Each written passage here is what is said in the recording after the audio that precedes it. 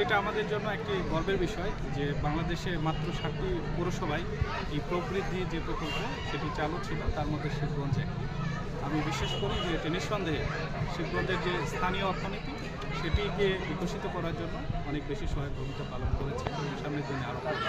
পাশাপাশি আজকে আমরা যে 9টি পৌরসভাকে আমন্ত্রণ জানিয়েছি, আমার পক্ষ থেকে আমি তাদেরকে অনুরোধ করব যে বিষয়গুলো তারা এখান থেকে দেখে গেলেন সেটি যদি সেই পৌরসভাগুলোতে তারা বাস্তবায়নের উদ্যোগ গ্রহণ করেন, সেক্ষেত্রে সেই পৌরসভার সংশ্লিষ্ট যারা উপকারভোগী রয়েছেন সেখানেও একই ধরনের সফলতা তারা হয়তো লাভ করতে পারে।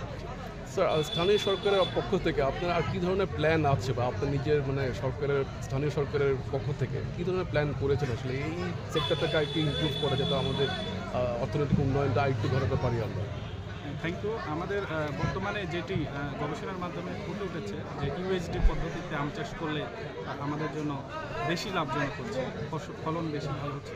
তো আমরা সবার মাঝে এই ধরনের সচেতনতার বৃদ্ধিমূলক কাজ করব। পাশাপাশি আম সিজনে আম যাতে আমাদের সঠিক আমরা প্রপারলি মার্কেটিং করতে পারি, আমাদের যে সাপ্লাই চেন সেটি যাতে সঠিকভাবে আমরা করতে পারি। পাশাপাশি প্রক্রিয়াজাতকরণ এবং সংরক্ষণের জন্য আমরা সরকারের পাশাপাশি বেসরকারি যারা উদ্যোক্তা রয়েছে, যারা ইনভেস্টর রয়েছে, আমাদেরকে অনুরোধ করবো যে আপনারা শিবগঞ্জে আসেন। আমাদের পৌরসভার পক্ষ থেকে আমরা যে ধরনের সেবা দিয়ে আপনাদের পাশে থাকা প্রয়োজন সেগুলো আমরা ওয়ান স্টপ সার্ভিসের মাধ্যমে দিয়ে আপনাদের পাশে থাকতে চাই। আর এই যে এইরকম একটা আয়োজন হলো, এরকম আয়োজনকে আরও হওয়া উচিত আপনারা মনে করেন বিভিন্ন জায়গায়, শিবগঞ্জ বা অন্য যেসব জায়গা আছে যেখানে আম চাষ হচ্ছে বা যেখানে স্থানীয় অর্থনৈতিক উন্নয়নে ঘটাতে পারে আমরা? জি, ডেফিনেটলি এই ধরনের অ্যাওয়ারনেস বিল্ডিং মূলক যে ওয়ার্কশপ সেটি হলে আমাদের যারা সংশ্লিষ্ট আম চাষি ভাইরা রয়েছেন, যারা প্রক্রিয়াজাতকরণের সাথে জড়িত রয়েছেন, সকলে বিষয়গুলোর যে বৈজ্ঞানিক ব্যাখ্যা সেগুলো লাভ করতে পারেন। বৈজ্ঞানিক পদ্ধতিতে আসলে আমাদের সামনে এগিয়ে যেতে হবে, তার জন্য আসলে গবেষণা এবং এই ওয়ার্কশপের কোনো বিকল্প নেই।